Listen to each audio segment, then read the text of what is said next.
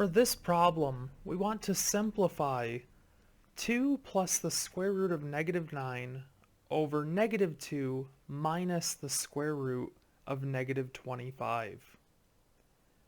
The first thing that we should do with this problem is to convert to imaginary numbers, since we don't want to deal with these negatives inside of the square roots.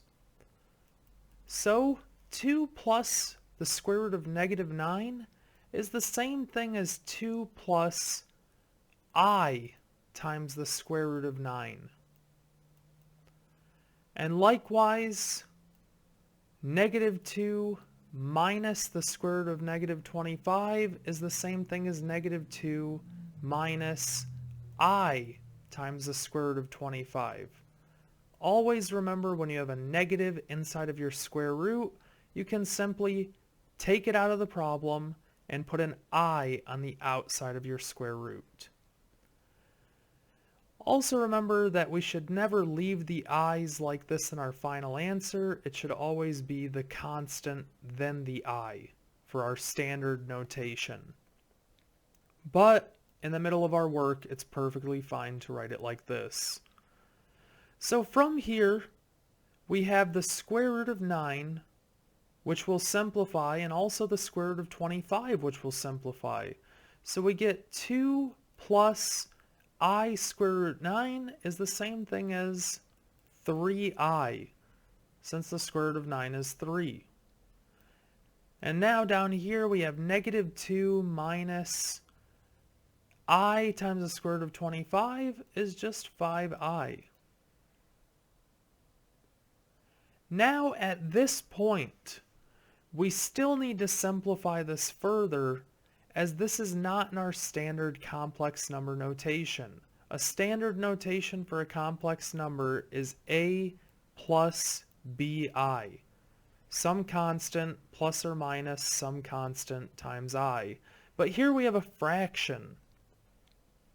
So, in order to get rid of this fraction, we are going to multiply the top and the bottom of this fraction by the conjugate of the denominator. When we multiply by the conjugate of the denominator, that will cancel the imaginary number from the denominator. So the conjugate of negative 2 minus 5i is negative 2 plus 5i, meaning we just change the symbol in the middle. But in order to keep us from changing the original problem, we have to multiply it to the numerator as well, which gives us 2 plus 3i times negative 2 plus 5i all over, and in this denominator we can multiply this out by distributing each of our terms. So negative 2 times negative 2 gives us positive 4. Negative 2 times 5i gives us minus 10i. Negative 5i times negative 2 gives us plus 10i. And then negative 5i times positive 5i gives us negative 25i squared. Now we can start multiplying out the numerator and then simplifying the denominator. So we'll distribute this 2 as well as the 3i to each of our terms, which gives us negative 4 plus 10i when we distribute the 2 to each term. And then when we distribute the 3i, we get negative 6i plus 15i squared. Remember, you just treat the I like a variable.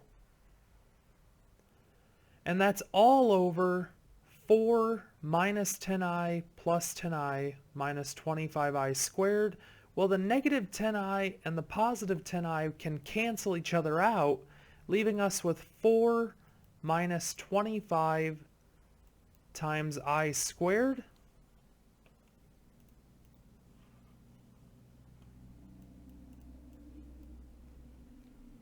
And now in the numerator, the 10i minus 6i can simplify down to give us negative 4 plus 4i plus 15 times I squared.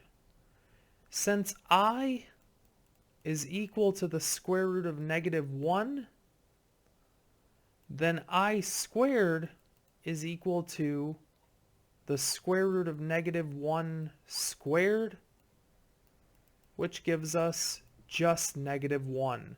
So this plus 15i squared is the same thing as plus 15 times negative 1.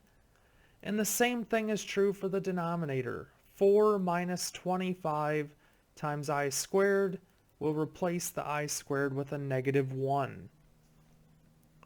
So this gives us negative 4 plus 4i minus 15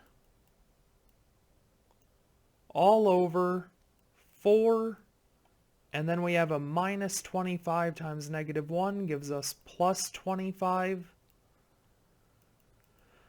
which gives us negative 4 minus 15 is negative 19 plus 4i all over 29. And now for our last step, remember, as we said in the top over here, complex numbers must be the real number, or this positive or negative constant a, plus or minus some constant b times I. In this case, we still have a fraction, so we have to break up this fraction into two separate fractions. So we can do that because we have addition in the numerator. If it's in the denominator, remember this will not work. But we're left with negative 19 over 29